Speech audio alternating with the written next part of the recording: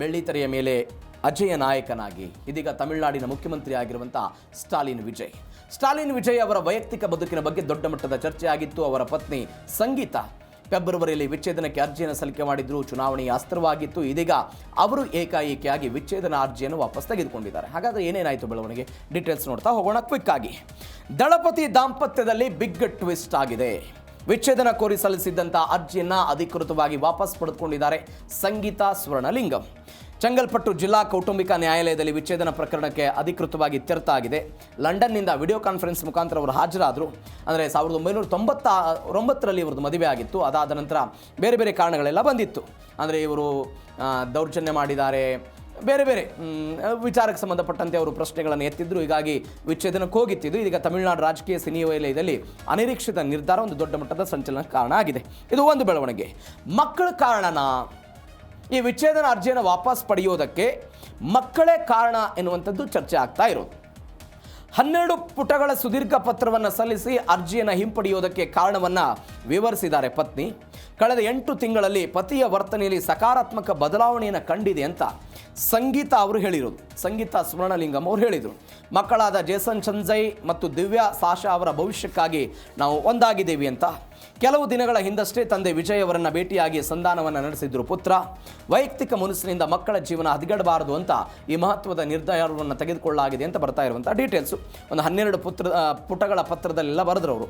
8 ತಿಂಗಳಲ್ಲಿ ದಳಪತಿ ವಿಜಯ್ ಅವರ ಒಟ್ಟಾರೆ ನಡೆ ನುಡಿ ವರ್ತನೆ ಎಲ್ಲವೂ ಕೂಡ ಬದಲಾವಣೆ ಆಗಿದೆ, ಸಕಾರಾತ್ಮಕವಾಗಿ ಎಲ್ಲ ಕಂಡು ಬಂದಿದೆ ಅಂತೆಲ್ಲ ಹೇಳಿದ್ದಾರೆ.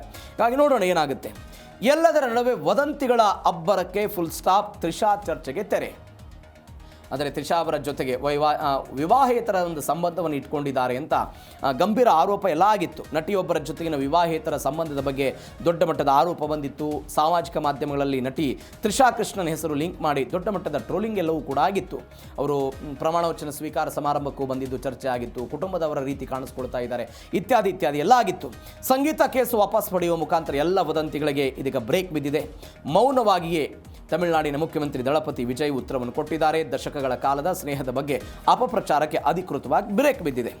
ಎಲ್ಲದರ ನಡುವೆ ರಾಜಕೀಯ ವಿರೋಧಿಗಳಿಗೂ ಕೂಡ ಶಾಕ್ ಇದು. ಈ ವಿಜಯ್ ಮತ್ತು ತ್ರಿಷಾ ಅವರ ಸಂಬಂಧವನ್ನು ಕಂಪೇರ್ ಮಾಡಿ ಎಲ್ಲ ಮಾತನಾಡ್ತಾ ಇದ್ರು. ಆ ರಾಜಕಾರಣಿಗಳಿಗೆ ಶಾಕ್ ಬಿದ್ದಿದೆ. ವಿಜಯ್ ಸಂಸಾರ ಒಂದಾದ ಬೆನ್ನಲ್ಲೇ ವಿರೋಧ ಪಕ್ಷಗಳ ಟೀಕೆಗೆ ಒಂದು ಉತ್ತಮವಾದಂಥ ಉತ್ತರ ಸಿಕ್ಕಿದೆ.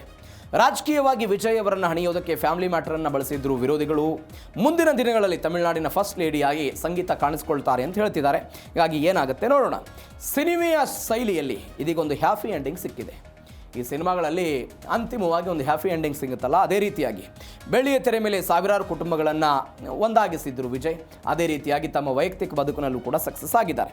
ಸಂಗೀತ ಮತ್ತೆ ಮನೆಗೆ ಮರಳಿದ್ದಕ್ಕೆ ತಮಿಳುನಾಡಿನಂಥ ಅಭಿಮಾನಿಗಳ ಸಂಭ್ರಮ ಪಟ್ಟಿದ್ದಾರೆ. ಪಕ್ಷದ ಕಾರ್ಯಕರ್ತರಲ್ಲಿ ಉತ್ಸಾಹ ಬಂದಿದೆ, ಕುಟುಂಬದಲ್ಲಿ ಹರ್ಷ ಮೂಡಿದೆ. ಇದು ವಿಜಯ್ ಮತ್ತು ಸಂಗೀತ ಅವರ ವೈಯಕ್ತಿಕ ಬದುಕಿನ ಕಳೆದ ಕೆಲವು ತಿಂಗಳಲ್ಲಿ ಆದಂತಹ ಬೆಳವಣಿಗೆ. ಅದು ಇದೀಗ ಸುಖಾಂತ್ಯವನ್ನು ಕಂಡಿರುವಂಥ ಬೆಳವಣಿಗೆ.